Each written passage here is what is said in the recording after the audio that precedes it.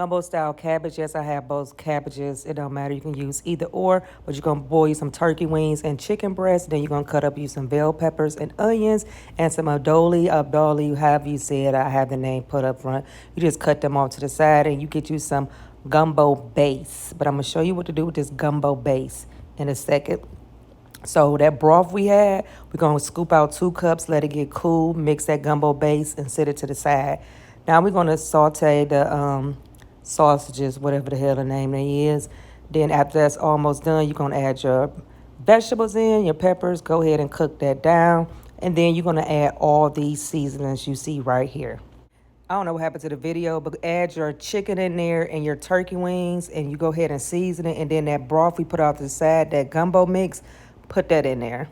Yes, just like that. Go ahead and give this a good stir.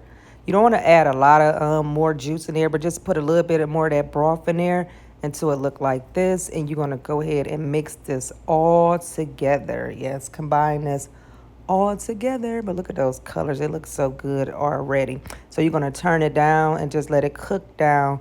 It's cooking like this. I like the way it looks. So we're going to go ahead and put a lid on it and then let it sit for 15 minutes with the heat off, and voila, you have some gumbo style cabbage.